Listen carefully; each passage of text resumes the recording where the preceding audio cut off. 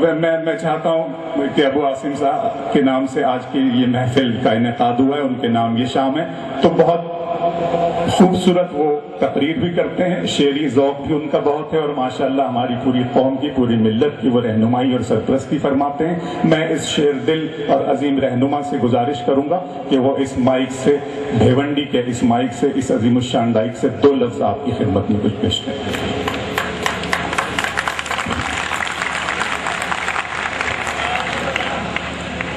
जनाब सदर साहब, शोराए कराम, बुजुर्गों, दोस्तों और साथियों, जी मुझे मालूम है कि इस वक्त 10:20 हो चुके हैं। मुशायरा जल्दी शुरू हो जाना चाहिए था। मुझे थोड़ी ताख़ीर हो रही थी, मैंने कहा था कि मैं बहुत जल्द पहुंच रहा हूँ, ट्रैफिक बहुत ज़्यादा थी।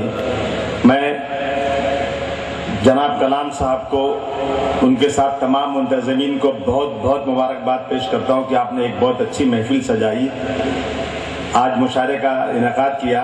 यकीन जाने जब मुशायरा होता है तो बड़ी खुशी होती है, और आज इस मुल्क की ज़बान, उर्दू ज़बान, अपने मुल्क में परदेसी होती जा रही है। इसके साथ बहुत सौतेलापन हो रहा है। बार बार आवाज़ उठाने के बाद भी हुकूमतों के कान गूंगे हो गए हैं, और अपने मुल्क में उर्दू ज़बान जो है गैर मुल्की हो गई है। मुशायरे एक उर्दू के फ़रोग़ के एक ज़रिया बाकी रह गया है।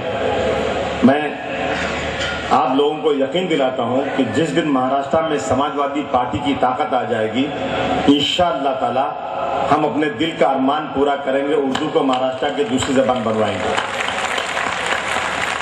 आज महाराष्ट्र सरकार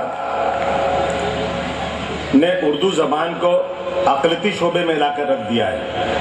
ये उर्दू को खुद से मुसलमान जाहिर कर दिया है। ये हमारा एहतजाज है सरकार से कि आप उर्दू ज़बान को किसी एक ज़ात की ज़बान बना करके उसके साथ ज़्यादती करना बंद कर दिए। जिस तरह मुसलमानों के साथ ज़्यादती हो रही है, उसी तरह से उर्दू को भी मुसलमान बना के उसके साथ ज़्यादती की जा रही है। उसको फ़ौरन अक़लियती डिपार्टमेंट से निकाल करके उसे कल्चरल डिपार्टमेंट में डालना चाहिए। आज उर्दू के इतने स्कूल होने के बावजूद उर्दू का एक खत भी अगर किसी डिपार्टमेंट में लेकर चले जाओ तो उसे कोई पढ़ने को तैयार नहीं। मेरी सरकार से उस दिन बात हो रही थी, मैं एक लेटर उनके पास लेकर गया जो जमातुल उलमा के लोगों ने लिखा था।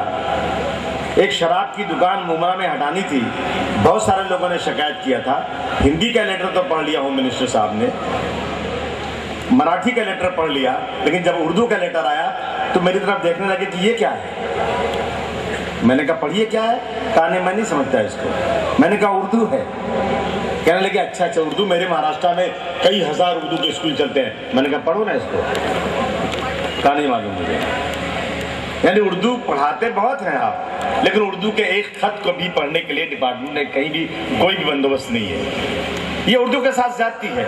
आईओंडी में कारपोरेशन की बिल्डिंग का इफ्तिताह होने जा रहा है